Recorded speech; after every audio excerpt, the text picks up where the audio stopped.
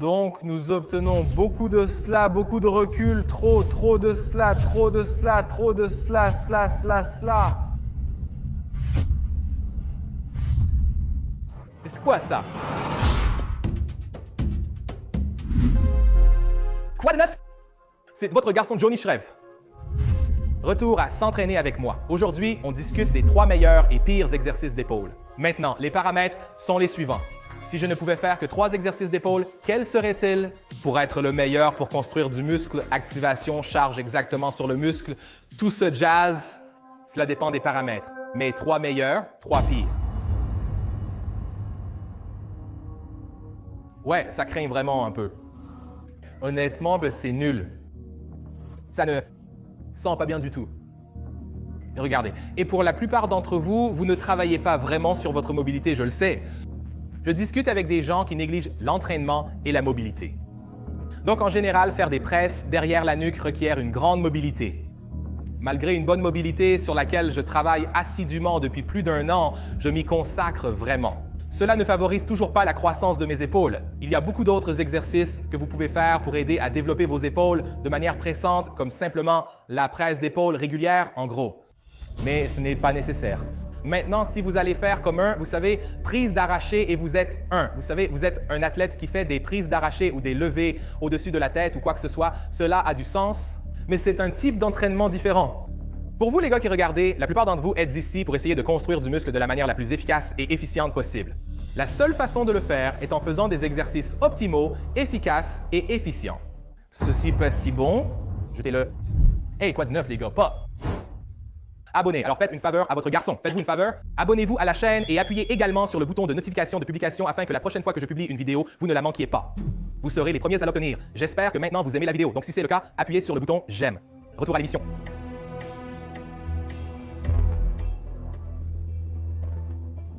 Maintenant, cet exercice n'est pas si mauvais et je le fais réellement de la manière dont vous devriez le faire. Encore une fois, mes 3 meilleurs exercices sont réalisables par presque tout le monde. Il suffit de se lever, d'aller à la salle de sport et de bien s'entraîner. Cela comporte beaucoup de variables différentes. Nous avons aussi le truc des coudes trop hauts. Nos mains sont trop basses, nos coudes hauts. Nous avons le truc bizarre dehors et ensuite nous avons simplement un rang vertical. Cet exercice devient principalement des pièges. Une fois de plus, nous examinons les 3 exercices les plus efficaces pour les épaules. Celui-ci ne va pas.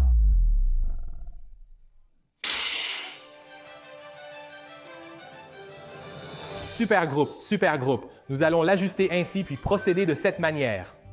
C'est vrai, cool band. Tout ce que j'ai, c'est mes mots et mes couilles. Tout ce que j'ai dans ce monde, ce sont mes couilles et ma parole. La presse cubaine. Tu fais comme ça, puis tu le retournes comme ça, et puis tu appuies comme ça. Et puis vers le bas, retour ici pour séparer vos épaules, et vous descendez.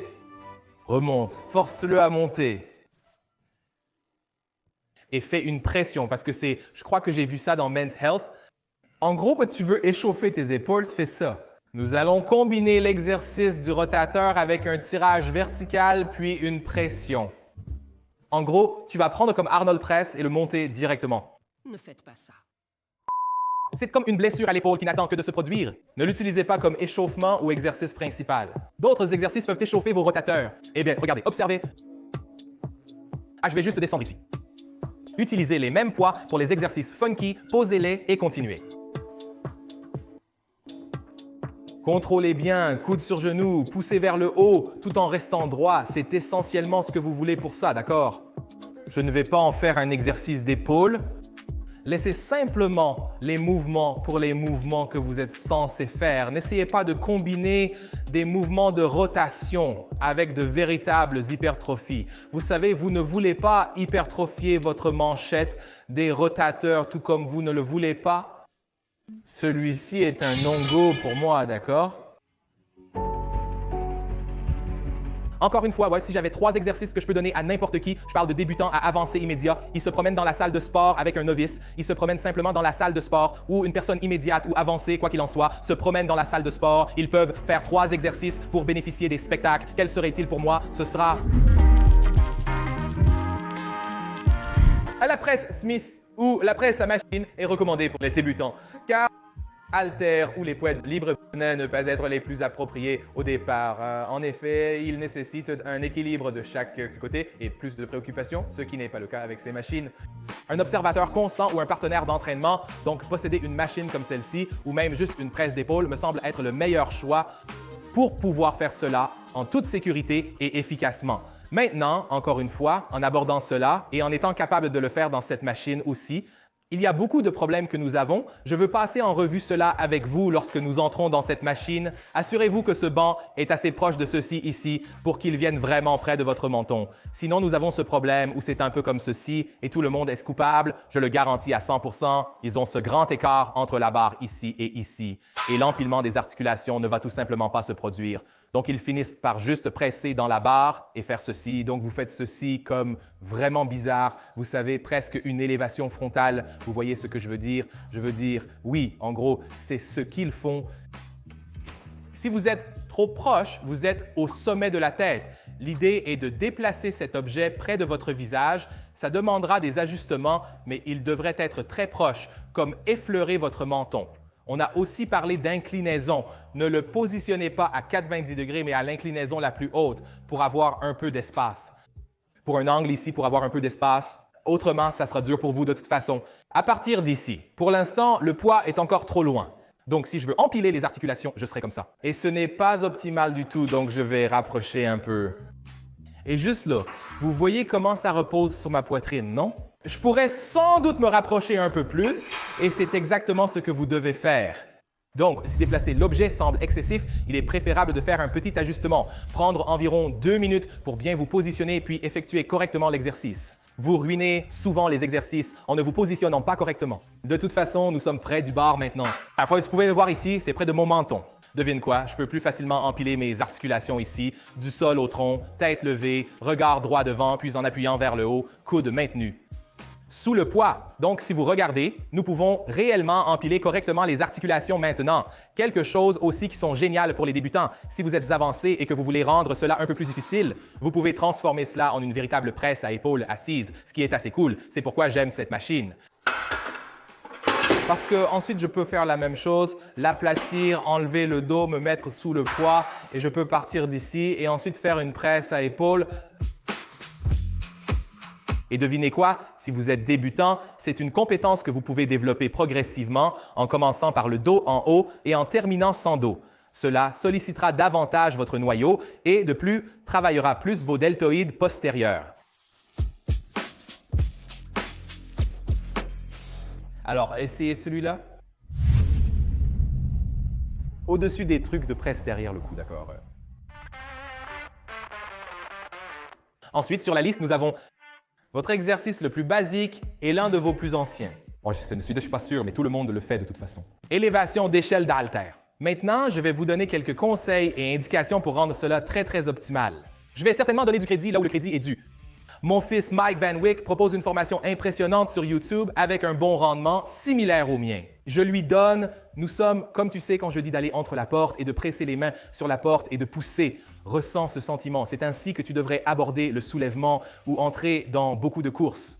Mais pour vous, les gosses là-bas, je veux y aller étape par étape. La plupart du temps, vous essayez simplement de porter cela pour y arriver, comme essayer de vivre avec ou essayer de vivre la plupart du temps avec les mains. Donc, nous avons soit follement plié ceci, et nous faisons cela ici, comme l'élévation latérale où tous s'efforcent de soulever des poids avec leurs mains. Donc, vous obtenez ce genre de choses. Donc, nous sommes ici, ou alors nous obtenons juste littéralement juste ce genre de choses, et nous faisons juste comme un rangé debout. Nous voulons agir pour ressentir cette charge sur nos épaules.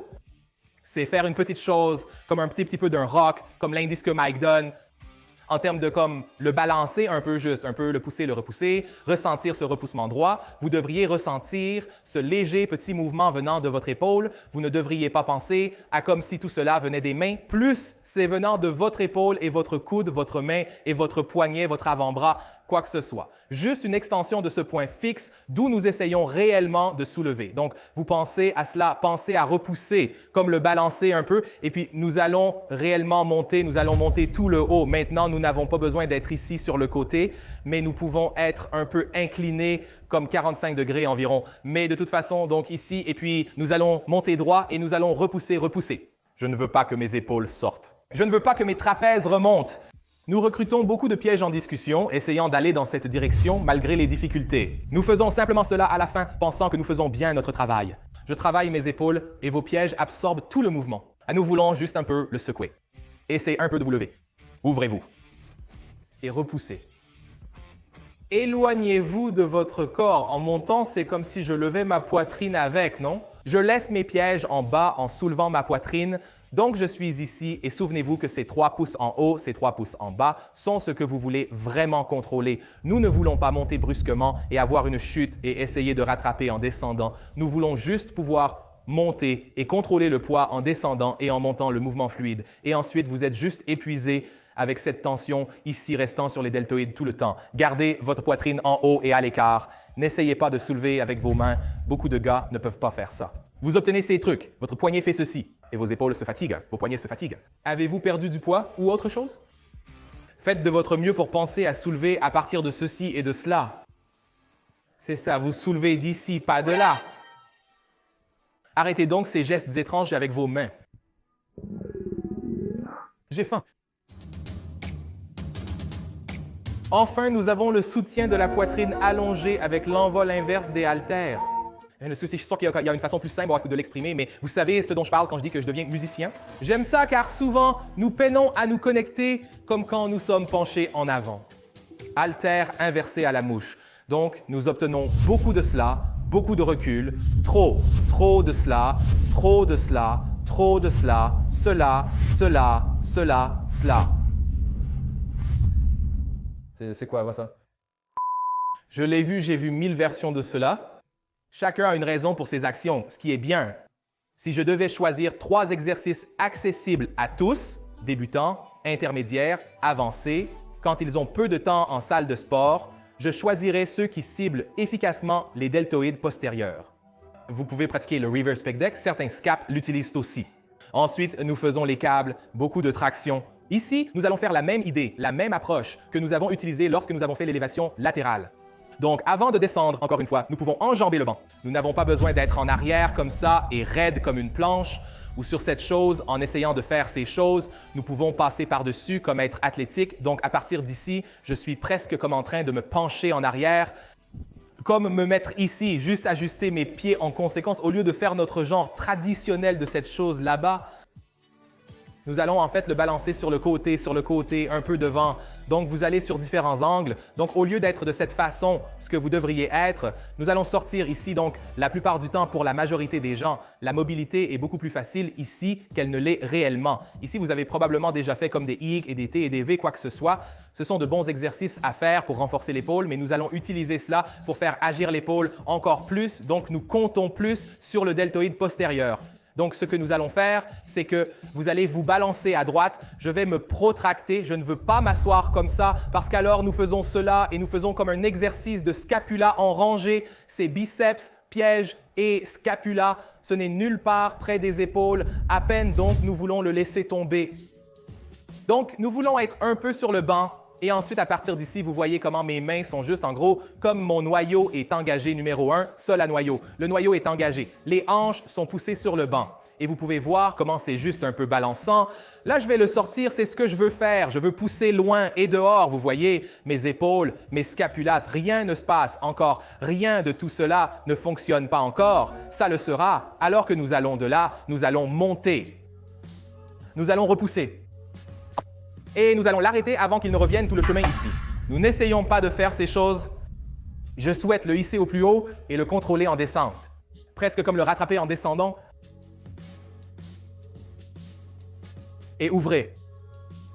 Et puis quand ça devient plus difficile, vous pouvez rapprocher les omoplates pour ouvrir un peu plus. Mais pour les débutants là-bas, faites juste cela. Faites juste cela. Repoussez et sortez, repoussez et sortez. Et juste en faisant cela avec 7,5 kg, mes épaules sont à bout de souffle. Faites des élévations latérales et inversées avec support de poitrine. Asseyez le tibia, pressez l'épaule en 3 séries de 10 à 15 répétitions d'accord. Lutter, ça ne devrait pas être facile. Aucune de vos séries ne devrait être facile. Alors faisons cela. 2 exercices, 3 séries chacun, 2 séries difficiles pour chaque, repos de 1-2 minutes entre eux. Vos séries devraient durer de 30 à 45 secondes. Et il y a toi. Voici un excellent exercice pour les épaules. Voici mes 3 meilleurs et pires exercices d'épaule. C'est tout pour la vidéo d'aujourd'hui, j'espère que vous avez aimé. Mais de toutes ces manières,